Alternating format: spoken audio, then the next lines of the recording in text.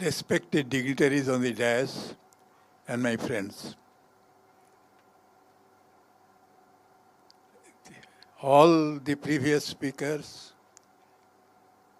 have already discussed main findings of the book, and mostly they've concentrated on economic matters. I would therefore like to concentrate more on certain aspects which have not been discussed so far. The two basic aspects that is crossing my mind is we have moved from industrial revolution era to information revolution era. Institutions were created mostly to meet the needs of the industrial revolution era.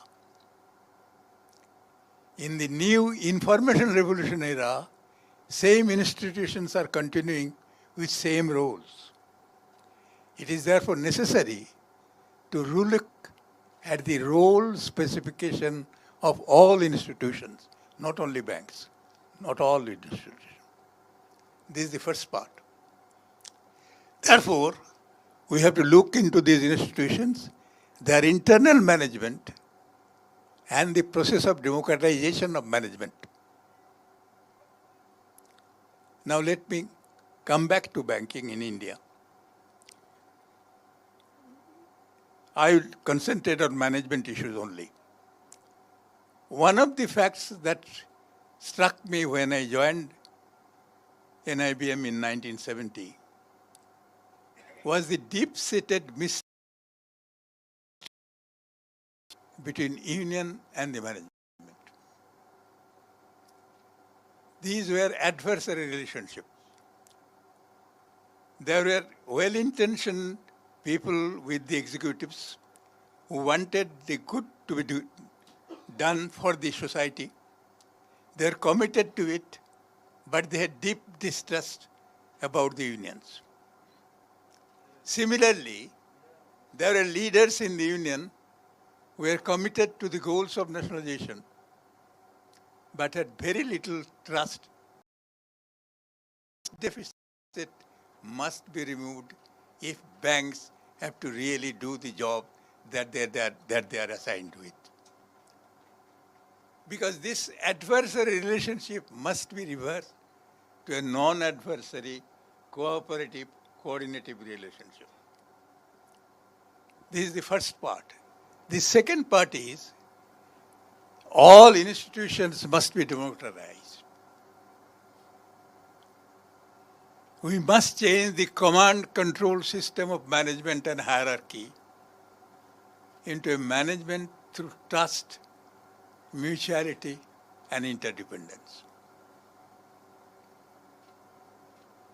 This is very essential. So, what is needed is not only the internal democratic system, but also an interaction with the community, interaction with the various levels of the society, so that common consensus emerges. What is development? What is the role of banks in that development process? And how should we go about it? It is this area which has been totally neglected by the Indian banking system. Therefore, one thing that I propose is the extension of role of unions. Union can no longer be confined for fighting for their own members. They've got a larger role to serve the society. And that larger role must be accomplished with the collective help of the community as a whole. It cannot be accomplished by simply one union. Therefore, banks are specifically suited to create this interaction with the wider community. Whatever changes we propose, whatever development we propose, whatever things we think is better, let this be discussed with the wider community through a regular program of interaction with the community which banks must fulfill. That is one of the issues that I want to put before you, and I hope that in the deliberation that you have in the next 3 days, you will create an agenda for action for creating this public awareness to the role of new institutions. Now, coming to the problem of management, democratization of management depends on basic faith on various people. If you do not believe in your... I remember when I met one chairman in NIBM, when I was in NIBM, I met various chairmen, and the chairman used to say that, look, I want to do all these things, but look at my assistants, my general managers, they don't know anything. So, here is a chairman who does not believe that his general manager is efficient. Go to the general manager, he says, sir, all these things are very important. My boss is not important, but my boss does not want to do all this. So, the general managers do not trust in the chairman do not trust in the general manager. This deep-seated mistrust is eating away the efficiency of organization. Democracy in organization requires participative decision making, where you have at the grassroots level autonomous teams who will be self-creating, and they will be empowered to do things of their own. Now these self-autonomous teams, small teams, will create a network of effective teams which will be synergistic in achieving the goals of the organization. This is the management change that we are proposing. Create teams, believe in them, empower them, and let these teams together create a network of effective teams so that ultimately the organization objectives are achieved. Now this is not being done today because most of our so-called bottom-up systems are becoming routinized. I have seen how routinized the planning process in banks have become. It was decided that we should have bottom-up planning process. What has become today is reversal of that process. Decisions are taken at the higher level, lower levels only do some theoretical exercise, and then targets are forced on the lower level. So the so-called performance budgeting system, participative planning are all in paper, but in actuality it is still a target setting planning process. Similarly, there were a number of institutions that were created to ensure the success of the nationalized banking. Institutions like District Credit Committee, SLBC, all these institutions were created. Most of these institutions are become today are institutions for pressure. Have you achieved the target? Have you achieved the quantity?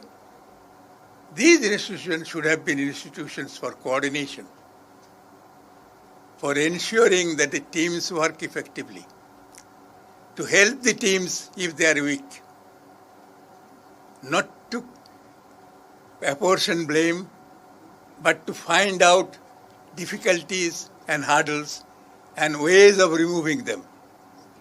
Now this has not been done. So one of the things that we have to do, the unions must strive to rebuild these institutions, rejuvenate, innovate these institutions, create institutions which are active and dynamic. Now this, if we do this, there is plenty of things that we have done in banking system which are not working today at all. At all. All the things that we did in the first 10, 15 years are simply forgotten. You are talking of planning commission in a larger context. I am talking of basic planning in the banking in the micro context. And that planning is not being done even today. So, what we are saying, similarly, when it comes to global issues, we have a tendency to follow the Western countries. Because in this country, modernization means Westernization. You will not be modern unless you follow Western models. Now this is a very dangerous philosophy. What are the best practices of banks?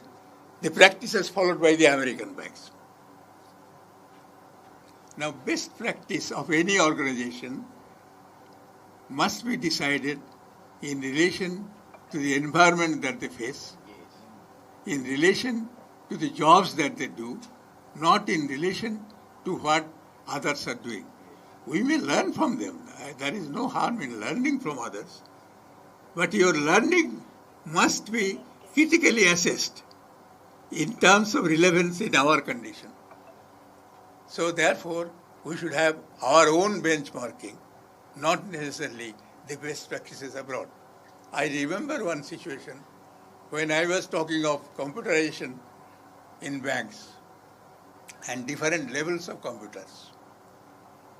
At one level you have the transaction processing, and another level you have got information system, and third level you have got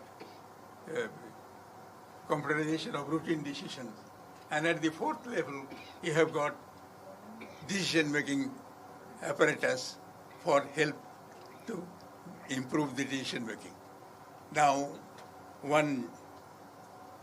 I don't want to name him. He is a very good friend of mine, and he is respected very highly in the Indian banking system. He got up and said, Dr. Bandopadhyay has the habit of saying things which nobody does. He is saying that we should do these things like improving decision making. Does any bank abroad does it? No. The answer is no. I told him that if somebody is already doing something, this does not give you competitive advantage. Competitive advantage will come in doing things which others don't do in a better way. So, you look at this. Anything you suggest, the answer is it being done abroad? If it is not done abroad, how do you expect that we should do it? How can I do it if it is not done abroad? I'm sorry to say, I was addressing a group of trade union leaders. Dr. Mangekar was also there when we were talking of the trade union movement in the 21st century. And I was talking about the technological aspects. And I talked certain things about the cooperation, the non-adversary relationship between union and management, and using technology for the benefit of the general public. Sri Indrajit Gupta, who was at that time Home Minister, he came and told me, Dr. Bandopadhyay, is it being done anywhere? I said, no. It does not make any sense when you ask this question. If you want to do something new, have the courage to experiment. Have the courage to go through the trial and error, to learn from failures. If you don't want to face experimentation, trial and error failures, then you will never do any new thing, any innovation relevant to your purpose. So all our innovations are supply-driven imitative. Things which are already there, we adapt our system to that. We don't have innovation to suit our needs. We make our needs, adapt, change our needs according to the innovative products available. This is how innovation is being done in this country. So we require creative innovation which is demand-driven. Demand-driven for our needs, not for the needs of others.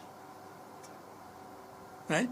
Now, coming to technology, now two more things I want to stress. One is democratization of management, empowering people. Second is that technology must be used as a service, as servant to the needs of the real system. We cannot be slaves to technology. Technology cannot dictate how we should do. We should say, we want to do the following things. What are the technological advances available? Now, Dr. Nachne was talking about AI and ML. Now, yes, it is not possible to discuss all these detailed technological issues in a book like this. But the basic point that I have mentioned in the book is this. The entire technological advances must be used to improve the productivity of scarce resources. The guiding word is scarce. If you use technology for replacing unskilled workers, which is not scarce in this country, then you are using technology badly. You should use technology to improve the productivity of people who are scarce. So improve managerial productivity through use of technology. Because managerial experience is scarce.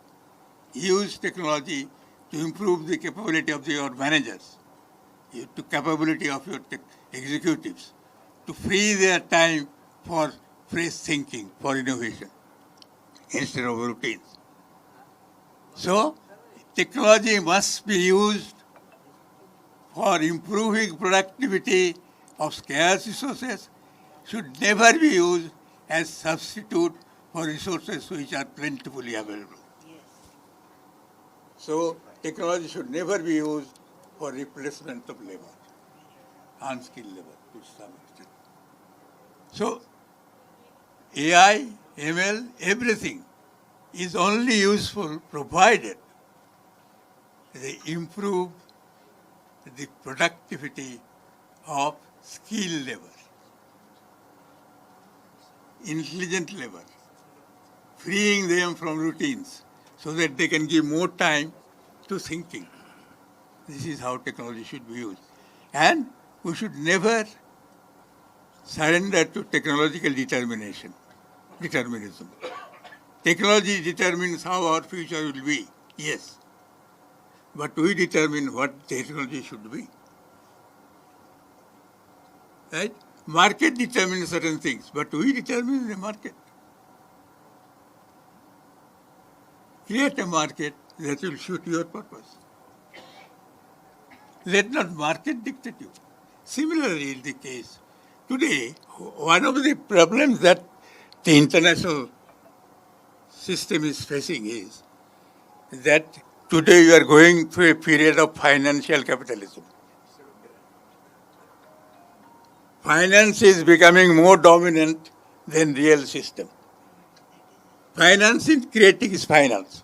Those who have money getting more money through speculation, through different activities.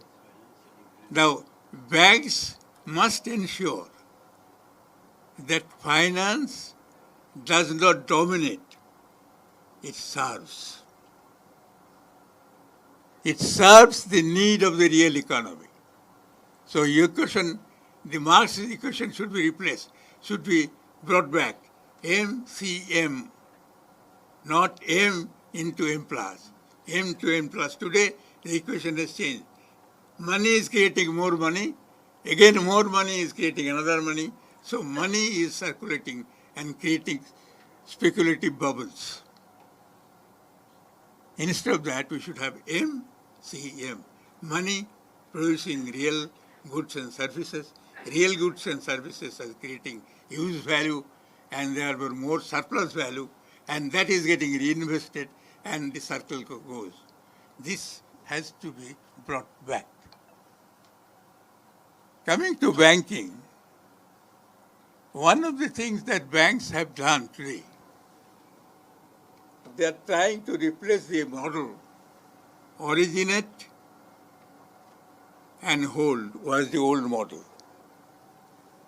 Today, the model is originate and sell. So you securitize your credit portfolio.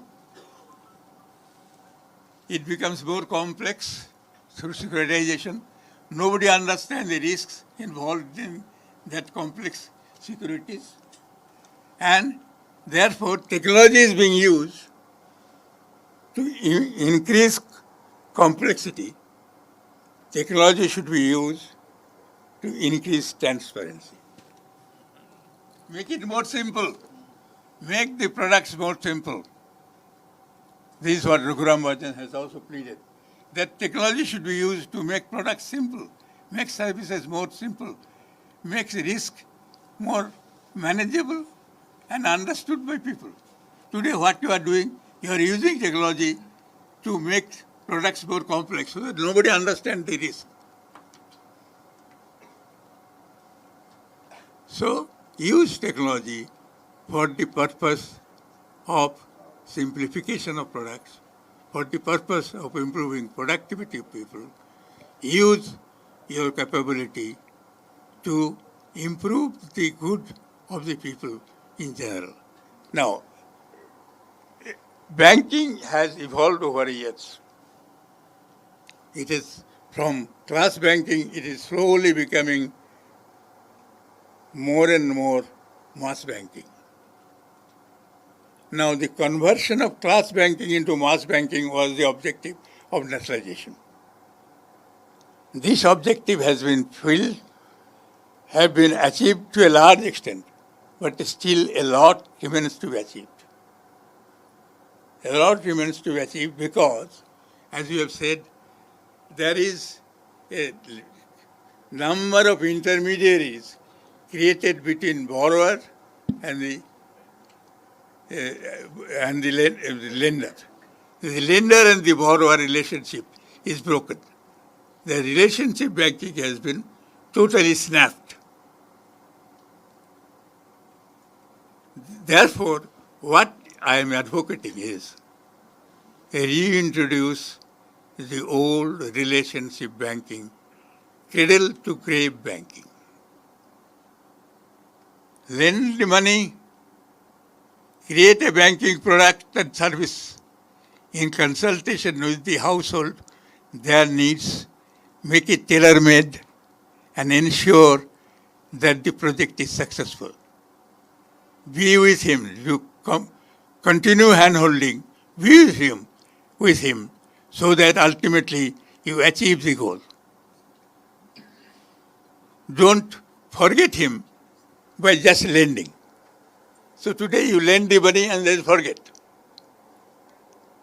And nothing happens. Production does not take place. Entire money is being consumed for other purposes. Real production does not take place. And the indebtedness of poor people does not change. This is what is happening. So what is needed is more involvement, knowing your customer better. How do you make things, why should things become an NPA if you are monitoring it properly? Because you don't know the customer or there is some sort of a collusion. So therefore, you have routinized the process of know your customer, KYC norms.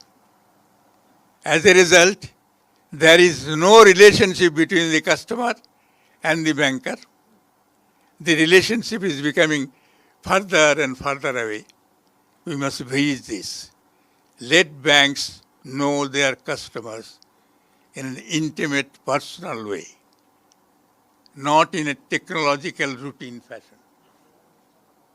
This is necessary. And lastly, and this is most important, banks and bank unions must extend their horizon from fighting for their rank and file.